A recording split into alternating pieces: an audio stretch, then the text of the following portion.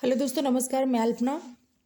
20 question आपके complete हो चुके थे और ये हैं 21 है। किस लेखक के इतिहास ग्रंथ में सर्वप्रथम हिंदी साहित्य काल का विभाजन मिलता है?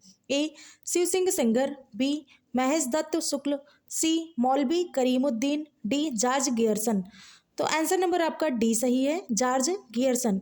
जैसे कि मैंने आपको पहले भी बताया है कि मैं सिर्फ आपको रिवाइज करने के लिए क्वेश्चन आंसर पढ़ती हूँ, और अगर आपने अच्छे से पढ़ा है तो आपको आंसर पहले से ही पता चल जाता है। बस ये है कि आप सोने से पहले एक बार इसको सुनिएगा ज़रूर, आपका रिवीजन अच्छे से हो जाएगा। प्रतिदिन मैं 10 क्वेश्चन डालूंगी, तो 30 दिन में हमारे 300 क्वेश्चन हुए। और उसके बाद फिर अगर आप नोट्स बनाना चाहते हैं तो नोट्स भी बना सकते हैं।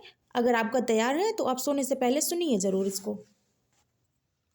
क्वेश्चन नंबर 22 है, किस साहित्य इतिहास के लेखक ने काल विभाजन में कवियों के नाम का सर्वाधिक उपयोग किया है? ए मिश्रबंधु, बी गियर्सन, सी हरिऔध, डी श्याम सुंदर। तो आंसर नंबर ए सही है आपका, मिश्रबंधु। क्वेश्चन नंबर 23 है कि किस इतिहास लेखक ने अपने इतिहास ग्रंथ में लगभग 5000 कवियों का विवरण दिया है? ए मिश्रबंधु, बी शिव सेंगर, सी आचार्य Ramchandra Shukla, D sir George Gierson. तो आंसर नंबर ए आपका सही है, मिश्रबंधु। क्वेश्चन नंबर 24 है, मिश्रबंधु विनोद नामक हिंदी साहित्य के इतिहास लेखकों के नाम हैं। मिश्रबंधु विनोद में जो है नामक हिंदी साहित्य इतिहास के लेखक के क्या नाम है? कौन कौन से लेखक हैं? श्याम बिहारी मिश्र, सुखदेव बिहारी मिश्र और राम बिहारी मिश्र, बी गणेश बिहारी मिश्र, श्याम बिहारी मिश्र और सुखदेव बिहारी मिश्र, सी गणेश बिहारी मिश्र, श्याम बिहारी मिश्र और राम बिहारी मिश्र, डी गणेश बिहारी मिश्र, सुखदेव बिहारी मिश्र और राम बिहारी मिश्र। आंसर नंबर आपका बी सही है, गणेश बिहारी मिश्र, श्याम बिहारी मिश्र और सुखदेव बिहारी मिश्र। क्वेश्चन नंबर आपका 24 है, मिश्रबंधु विनोद का चौथा भाग कब प्रकाशित हुआ? ए 1934 में, बी 1913 में, सी 1910 में, डी 1900 ईस्वी में। तो आंसर नंबर आपका ए सही है, 1934 ईस्वी में। क्वेश्चन नंबर आपका 26 है, मिश्रबंधु विनोद कितने भागों में प्रकाशित हुआ है? ए 3 भाग, बी 4 भाग, सी 1 भाग, डी 2 भाग। आंसर नंबर आपका बी सही है, 4 भाग में प्रकाशित हुआ है। मिश्रबंधुओं ने परिवर्तन काल की समय सीमा निर्धारित की है। संवत 1890, संवत 1925, बी संवत 1791 से संवत 1889 तक, सी संवत 1890 से संवत 1925 तक, डी संवत 1791 से संवत 1889 तक। आंसर नंबर आपका ए सही है, संवत 1890 से संवत 1925 तक। क्वेश्चन नंबर आपका 28 है, आचार्य रामचंद्र शुक्ल ने प्रथम उत्थान का समय कब से कब तक निर्धारित किया है? ए 1850 से 1855 तक,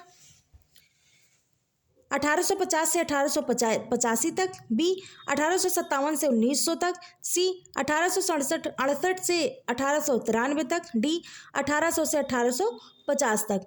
तो आंसर नंबर आपका सी सही है, 1868 से 1893 तक। क्वेश्चन नंबर आपका 29 है, आचार्य रामचंद्र शुक्ल ने हिंदी साहित्य का इतिहास के आधुनिक गद्य साहित्य परंपरा का प्रवर्तन के अंतर्गत प्रथम उत्थान की कालावधि निर्धारित की है। ए संवत 1900 से 1950 विक्रमी तक, बी संवत 1925 से 1950 विक्रमी तक, सी संवत 1925 से 1975 विक्रमी तक, डी संवत 1900 से 1925 विक्रमी तक। तो आंसर नंबर आपका बी सही है, 1925 से संवत 1925 से 1950 विक्रमी तक। लास्ट क्वेश्चन है आपका, आचार्य रामचंद्र शुक्ल 30 क्वेश्चन, आचार्य रामचंद्र शुक्ल ने द्वितीय उत्थान का समय कब से कब तक तय किया है?